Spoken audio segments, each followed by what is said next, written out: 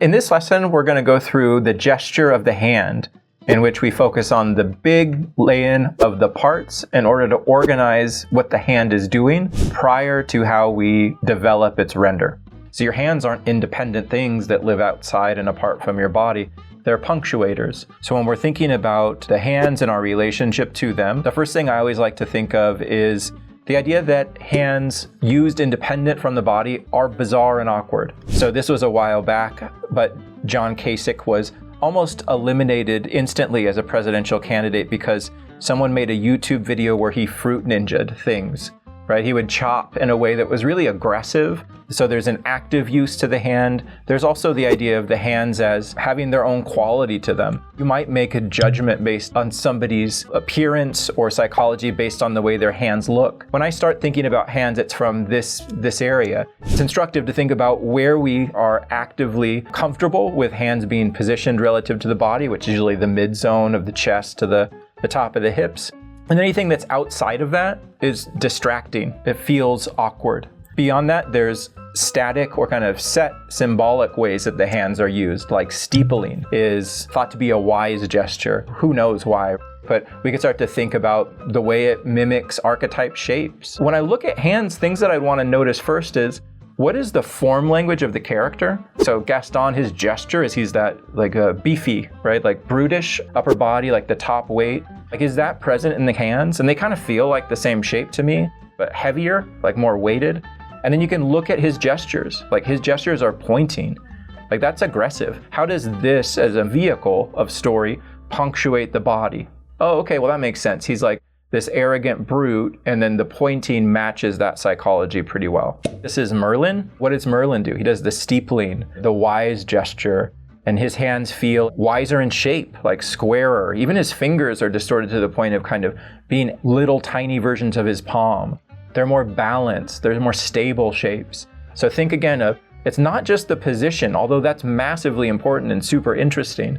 It's also the quality of shape. You can understand qualities about people from the look of their hands. Is it calloused? Are the hands of an artist that smooth and, I don't know, lathered? Who knows? Or is it somebody that's aged? Merlin's hands feel the same, and Gaston's hands are a representation of him. But I like a lot of these gestures, especially from animation, where I'll start to look at these for those types of exaggerations. At the end of this course, you should come away with a couple different approaches to think gesture, and then I hope a broad enough understanding of the subject to make your own innovations on it. So when I'm looking at hands here, right, the first thing I would be trying to break it into a few parts. So the three basic areas that I'm trying to organize is forearm, palm, and then the shapes of the fingers. The goal early on for me is to create like a basic envelope. I'm not looking for a lot of intricacy of shape. I just want to organize these three groups and then organize them in a way that maintains a fluidity in terms of the gestural relationship to the body. So for the bottom, just qualities that I'm going to want to notice that I think are helpful. So thumb, let's say put a thumb here, would be a shape that I build out from this overall flow, or this overall organization of forearm, hand, fingers. So this will be built out separate. But what I'm mostly looking at when I organize these is from the palm or the wrist to the fingertip. I'm thinking of the end of my palm as being a half. The simpler the proportion, the better for me. The width of the forearm, usually I try to track down into the middle 2 to 3 fingers. So let's say this would be the middle finger. You have to be careful when I'm drawing hands because sometimes I put the wrong finger on the wrong side or I put too many fingers. Try to draw hands when you're talking. So here's my shape, those are my fingers.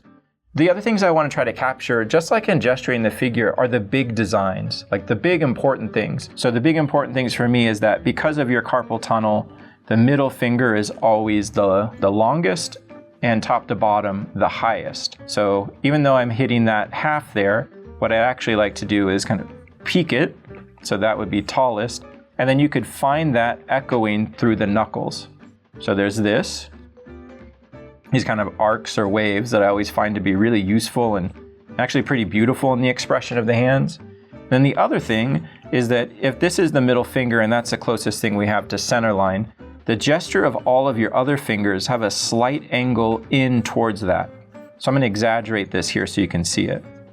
But just look at your own hand and notice that when you close your fingers together, your fingers have a subtle gesture in towards that middle. These are the few things that I try to keep in mind. The end of the knuckles, end of the palm is half. All of the fingers relate on an arc at every break or every knuckle based on the middle finger as the peak. And that there is a gestural relationship of the fingers to the middle finger, which is in and towards that. So that's the big stuff. That's like the big design. In a longer lecture for the hand, I would describe for you all the bones and then the muscles. The muscles are pretty cool in the hand. They kind of make that same asymmetrical design like we used in gesture. So let's strip this back. I'm looking for this entire relationship as one shape to start out. That's the weird part, right? Is there all this cool stuff? There's so much interesting stuff going on. And part of the reason I have to do something like this is for the exact same purpose that I would want to start my gestures as a series of asymmetrical rhythms. There's so much going on. I need something that's streamlined, that helps me to at least get the big picture down. And then I could explore how cool all the different parts within are. So that's the basic gesture for me, the relationship of forearm to palm to hand. And I always try to keep that C and S. So the example here would be, I'm looking at the outside of the forearm. I'm going to gesture that down in through the hand, finger, and then back. So on this side, I like to start with, let's make this an S curve. And then as soon as I put this line, that's a width. Doesn't have to be the contour, but you're setting up a width. And so that comes this way.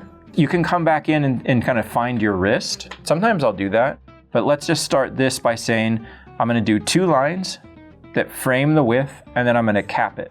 And that way, at least everything is placed. You've organized it into a type of rhythm that you could come back in and start to develop a little bit more. If you want to develop it from here, then what I would start to do is, okay, well, where is my radius and ulna? So radius is here, that's always thumb side.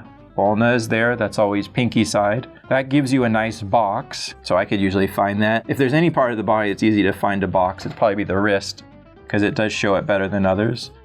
If I can at least get this, I get a lot. Your hand, in terms of its perspective, doesn't twist from here.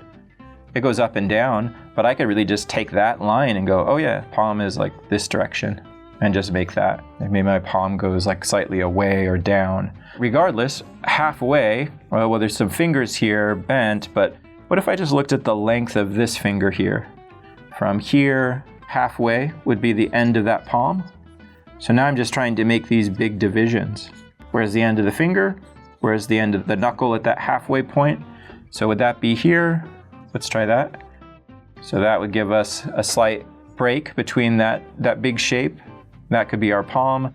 And then from here, maybe I start to look more at the finger shape itself. And when I'm doing my shapes for the fingers, I'm trying to keep them all also, either C's and S curves or straight and S curves. Maybe let's place the thumb here. The actual design for the fingers, what I would be doing once farther along in this process would be, every finger is bone on top, sharper, and then curve and padding on the bottom. The design is asymmetrical. It's an asymmetry of texture and rhythm. So I'd be looking for something like this, right? That's how I'd be seeing and would ultimately like to draw that finger, but I'm not there yet. Right? I'm still just trying to organize what the action or what is the amplification that the hand is offering to the body. Right? Thumb, where's that thumb shape land? Here's a S curve and a C curve just to get that big placement there. Maybe I find the breaks in this and relate those waves across. These 3 fingers can be used in a hook pretty often, like to grab. So maybe I just organize these as that shape. It's kind of like this hook or this claw shape. And then in terms of a gesture, like the start of something to move into a more sustained drawing, I would stop about here, or this is where I would begin to develop the perspectives. Then I would come inside and say, okay, well, the different digits are going in different directions. But that would be in an effort to fill in the larger envelope shape. So I'm just trying to give you a little bit of context for that, so you don't look at these and go like, what is that guy talking about? It doesn't make any sense. It doesn't look anything like a hand. It's the very reductive presentation of it for the study of just its behavioral qualities. Let's try that on this one. So S curve, what's the width? Cap, middle finger is that high point. wrist, between the wrist and the end of the finger, halfway. Maybe I find my pattern, my spoke wheel design. That could be fun. Here's my door wedge. That would lead into that thumb. Let's make the thumb just a C curve or 2 C curves to get some of that fun shape. Middle finger. Right, so once I have the glove shape down here, then all I have to do is break it up. So I see, middle finger's longest. I want to base my finger's placement off of that. But let's say maybe I want to separate this one a little bit. Maybe I'll just move this one out and build that negative space in between that and the finger there. The other cool thing, weird thing that I always think about when teaching hands, it just strikes me as odd, is that the top of your hand is shorter than the bottom of your hand. So the knuckles and the top surface that is rigid ends, and then the padding continues, which is why we get these weird little Star Trek logos that live between our fingers in that webbed area. Now if I find the first digit, that first knuckle, I can sweep my wave over, can sweep the next wave over, and that progressive shortening of the finger, and then try to match those up over here. So this one's starting to bend a little bit, so maybe I'll take that and modify my shape a little bit more. But now I have 3 fingers for this grouped shape. Now I could just start to kind of separate the way that the ring and the pinky finger are behaving. This would be a muscle. So there's another gesture, right? Just a hand lay-in to give you an idea of how do I quickly organize all the internal dynamics and keep some kind of fluid quality of the expression so that I can primarily track what the hand is up to. Instead of getting hung up on, oh my God, it's a hand, what am I going to do? And then so I just immediately buckle down and start rendering it. Let's try another one. Let's try to use that same color. Okay, so this one, maybe we'll do S. I'm trying to subtract out the muscle. I'm thinking about the bone. That's where I think the finger ends. There's the cap. Where's the wrist? What's the palm up to? I think it's going this way. I'm breaking in, or I'm moving that halfway down because my fingers are curled some. If you want, you could try to show the palm as a box. Sometimes that makes life easier. You could show a little bit of corner or plane change. I always think of the palm like a box of playing cards, about that size or proportion, if that helps you at all. Here's that finger shape. Or you could see on this one really well how it would be effective to do that. What I was saying earlier, straight, straight, straight, curve, curve, curve. That gives us that nice textural asymmetry of sharp or hard versus soft. I think you can get a nice feeling of rhythm through the bottom of these two. And then these all kind of work more on a group. So I'm going to split this shape out. So we saw that on the last one too, or similar. Maybe the middle and ring finger kind of have their own group here. And then the small finger is a little bit higher.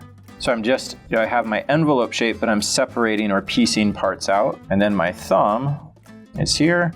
The thumb can kind of do whatever it wants. That saddle joint's pretty crazy. So maybe for now, we'll just put a shape here. And so that could be a gesture. So we're just gonna work through those same steps. I'm gonna pick up the pace a little bit. The hope here is that repetition will be enough to kind of help you make a connection to what it is that I'm doing, and that you would hopefully be able to repeat and have some success doing it for yourself. So that's the top. Here's this kind of weird view I'm seeing top bottom. So I'm just gonna separate out my glove. This is the side of the hand here. So I'm gonna bring this shape down for the pinky. That's where that would be. Here is the area of the muscle of the thumb. So that would be kind of how I'd think of that door wedge shape that I showed you coming out on that side. And then thumb shape. Difference, of course, the thumb is not 3 digits, just the 2. So pinky here, finger this way. So now I'm gonna just play with adding some negative shapes. I'm really trying to keep these parts to just have a nice clean gesture. I showed you on a few of the other ones how it is that I start to work out the perspective. So in this one, that's just a really quick view of that. So it's not that I'm not thinking that the perspective is important. It's just that for now, I'm not ready to move on. I'm still thinking about shape and position. For the fist, all you'd have to imagine here is, to take that finger stage out. So there's kind of flowing through the forearm, out. Now maybe just create that rigid shape. There's a connection into the palm. This is ulna.